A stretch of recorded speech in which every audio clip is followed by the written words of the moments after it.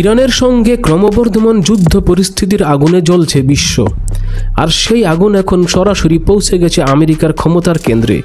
Washington উত্তাল, রাস্তায় ক্ষোভ, রাজনৈতিক অঙ্গনে বিস্ফোরণ। মার্কিন প্রেসিডেন্ট ডোনাল্ড ট্রাম্পকে তার ক্ষমতা থেকে সরানোর দাবিতে ডেমোক্র্যাট শিবির জন্য যুদ্ধ ঘোষণা করছে।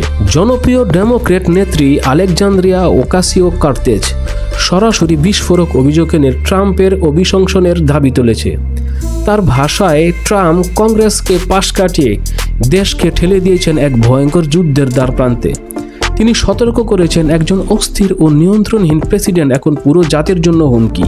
তিনি আরও দাবি করেন, ট্রাম্পের সিদ্ধান্তগুলো আর কৌশলগত নয়, বরং অসংলগ্ন ও ঝুঁকিপূর্ণ। তার মতে, জাতীয় নিরাপত্তার মতো গুরুতর বিষয় উপেক্ষা করে ট্রাম্প প্রশাসন ব্যক্তিগত আর্থিক স্বার্থ এবং ক্রিপ্টো মার্কেটের মতো ফটকবাজির দিকে বেশি মনোযোগ দিচ্ছে, যা পরিস্থিতিকে আরও বিপজ্জনক করে তুলেছে।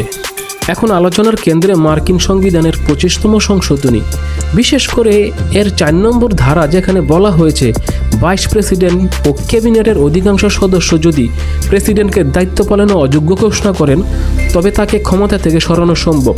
ফলে নজর এখন ভাইস প্রেসিডেন্ট জেডি ভ্যান্সের দিকে। তিনি কি ইতিহাসের সবচেয়ে নাটকীয় সাংবিধানিক পদক্ষেপ নিতে যাচ্ছেন? সিনেটর ক্রিস মারফিও ট্রাম্পের কর্মকাণ্ডকে সরাসরি উন্মাদনা আখ্যা দিয়ে সতর্ক করেছেন, এই যুদ্ধাংদেহী মনোভাব হাজার হাজার নির্দোষ মানুষের জীবন কেড়ে নিতে পারে। তার মতে, পরিস্থিতি নিয়ন্ত্রণের বাইরে চলে গেলে তা আন্তর্জাতিক আইন যুদ্ধ অপরাধ হিসাবে বিবেচিত হতে পারে।